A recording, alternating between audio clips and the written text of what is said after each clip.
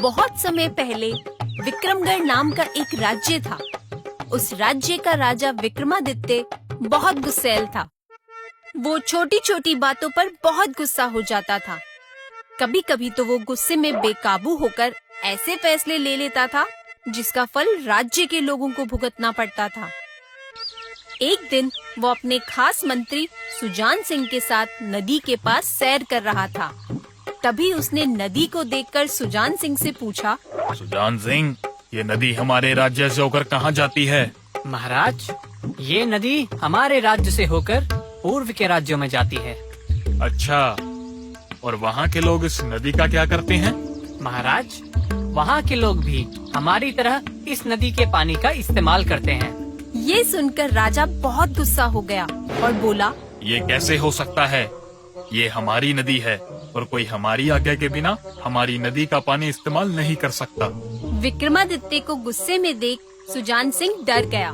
वो जानता था कि अगर जल्दी से महाराज का गुस्सा शांत नहीं हुआ तो वो गुस्से में जरूर कुछ न कुछ गलत कर बैठेंगे। इसलिए वो महाराज से बोला, महाराज, पर नदी का पानी तो। लेकिन महाराज सुजान सिंह की बात को बीच में ही काट कर बोले, सुजान सिंह, तुम आज ही राज्य की सीमा पर दीवार बनवा दो। आज से हमारी नदी का पानी पूर्व के राज्यों तक नहीं जाना चाहिए। ये सुनकर सुजान सिंह बहुत डर गया। वो जानता था कि इससे जरूर कोई न कोई अनहोनी होगी, पर महाराज के गुस्से के आगे वो कुछ नहीं बोल पाया और कुछ कारीगरों को बुलाकर उसने राज्य की सीमा पर एक मजबूत दीवार बनवा दी। दीवार देखकर महाराज बहुत खुश हुए, लेकिन जल्दी ही उनके गुस्से का फल राज्य के लोगों को भुगतना पड़ा।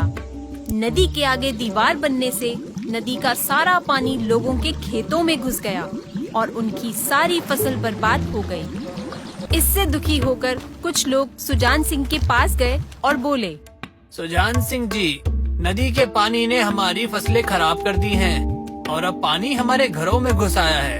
अगर ऐसा ही चलता रहा तो हम पानी में डूब जाएंगे। कृपया आप कुछ कीजिए। सुजान सिंह उन सभी की परेशानी को समझते हुए बोला, आप सभी चिंता ना करें, मैं इस परेशानी का हल निकालता हूँ। सुजान सिंह का आश्वासन पाकर सभी लोग वहाँ से चले गए। उनके जाने के बाद सुजान सिंह सोचने लगा, महाराज बहुत गुस्से वाले हैं। अगर मैं उन्हें समझाने गया तो वो मुझे ही मार डालेंगे। तभी अचानक उसे एक तरकीब सूझी। वो अपने घर जाकर आराम से सो गया। फिर जैसे ही आधी रात हुई, वो जागा और महल में रहने वाले राम सेवक के पास गया। राम सेवक रोज सुबह सूरज निकलने पर एक बड़ा घंटा जोर से बजाता था, जिससे महाराज और सभी लोगों को पता चलता था कि भोर हो गई है और उठने का समय हो गया है। सुजान सिंह ने राम सेवक से कहा, राम सेवक, सुबह हो गई है, घंटा बजा दो। ये सुनकर राम सेवक बोला, मंत्री जी, अभी तो आधी रात ही हुई है। महाराज को पता चला तो वो मुझे मार डालेंगे। तुम उसकी चिंता मत करो, तुम्हें कुछ नहीं होगा। सुजान सिंह के ऐसा कहने पर राम सेवक मान गया और उसने जोर से घंटा बजा दिया। घंटा बजते ही सभी लोग जाग गए। महाराज भी जागकर अपने महल से बाहर आए। बाहर आकर उन्होंने देखा कि चारों तरफ अंधेरा था। सूरज का कहीं अता पता नहीं था। ये देखकर वो गुस्सा होकर राम सेवक से बोले, राम सेवक, तुम्हें दिखना बंद हो गया है क्या? दिखता नहीं, अभी आधी रात है। ये सुनकर राम सेवक डर के मारे कांपने लगा। महाराज, मैंने ये सब। तभी सुजान सिंह बीच में बोल पड़ा, महाराज, इसमें राम सेवक की कोई गलती नहीं है। राम सेवक ने तो रोज के समय पर ही घंटा बजाया है। लगता है जैसे आपने पूर्व के राज्यों का पानी रोका है, वैसे ही वहाँ के लोगों ने उनकी दिशा से निकलने वाले सूरज को हमारे जंगल में आने से रोक दिया है।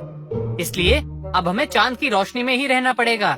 ये सुनकर महाराज और भी ज्यादा गुस्सा हो गए और बोले, पूर्व के राज्यों ने ऐसा करने की हिम्मत कैसे की? सुजान सिंह, तैयार करो सेना को, हम आज ही पूर्व के राज्यों पर हमला करेंगे। पर महाराज, इतने अंधेरे में हम तैयारी कैसे करेंगे? और बिना तैयारी लड़ने गए तो हमारी हार पक्की है। तो तुम क्या चाहते हो, हम बिना सूरज के रहें? हम ऐसे अंधेरे में नहीं रह सकते। फिर तो महाराज इसका एक ही उपाय है। कैसा उपाय? अगर आप पूर्व के राज्यों के लिए पानी छोड़ दें, तो पूर्व के राज्य भी हमारे लिए सूरज को छोड़ देंगे। नहीं, हम अपना पानी किसी को नहीं देंगे। इस पर सुजान सिंह बहुत चालाकी से बोला। आपने बिल्कुल ठीक कहा महाराज, हम अपना पानी किसी को मुफ्त में नहीं देंगे, लेकिन नदी के पानी के बदले हम पूर्व के राज्यों से सूरज का व्यापार कर सकते हैं। विक्रमादित्य को सुजान सिंह का ये सुझाव बहुत अच्छा लगा। वो तुरंत मान गए। ठीक है सुजान सिंह, तुम जल्द ही ये दीवार तोड़वा दो और पूर्व के राज्यों को संदेश भेज दो कि आज से उन्हें हम अपना पानी देंगे और बदले में वो हमें सूरज की रोशनी देंगे। विक्रमादित्य के ऐसा कहते ही सुजान सिंह ने दीवार तोड़वा दी। जब तक दीवार टूटी तब तक असली में सूरज के निकलने का समय हो गया।